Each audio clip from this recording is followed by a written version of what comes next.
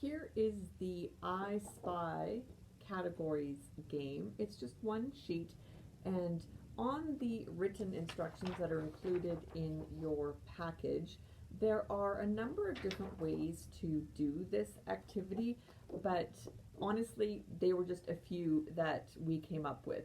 The options are endless. It's just really how creative you can be with this activity. So some of the ideas that we came up with were a scavenger hunt. So you give one child, or if you have multiple children in the group that you're working on together, they could each have a copy of this sheet. You would just have to photocopy it yourself. You only have one copy in your activity package.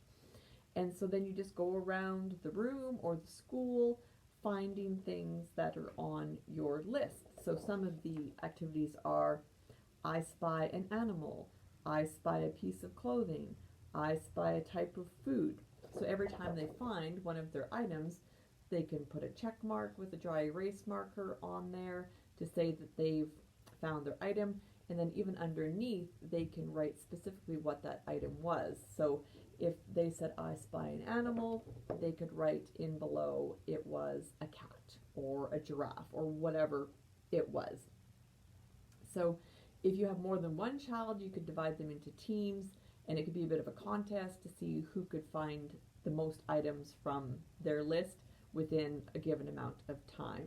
So that's one way of doing it. It could be a guessing game.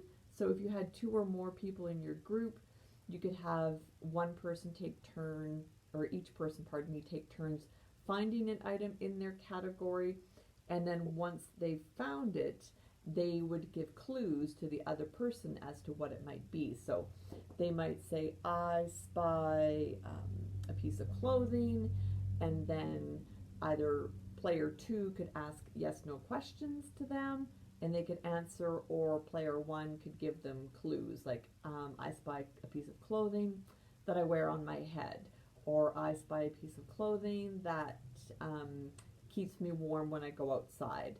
So that's kind of what we mean with a guessing game, but obviously you can, tweak it to fit what you think is going to work for your kiddos the best.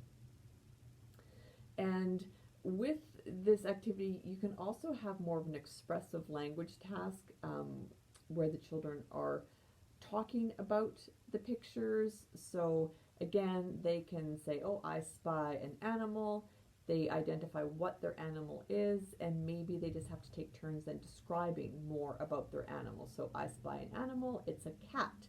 It's furry, it has whiskers, it says meow, whatever they can think of, right? So it just takes the task to that next level where they're having to use a little bit more language to describe the animal that they find or the item that they find. So they can go down their list, find their items, and then describe them as well. And you can also use speech sounds within this activity as well. So it could be a great activity for carryover of speech sounds. So once the child is practicing their speech sounds at the sentence level, you're trying to get into more conversation, like you can tell them, hey, we're going to do this scavenger hunt, but as we're doing this activity, I'm listening for your really good sounds, or I'm listening for your really good old sounds while we do it. So then you're keeping track of their sounds as they're doing this activity. So like I said, these are just a few ways to target both speech sounds as well as language in this activity. And again, there's probably a gazillion other ways that you can use this activity, so feel free to change it up and really just tweak it to fit your needs the best.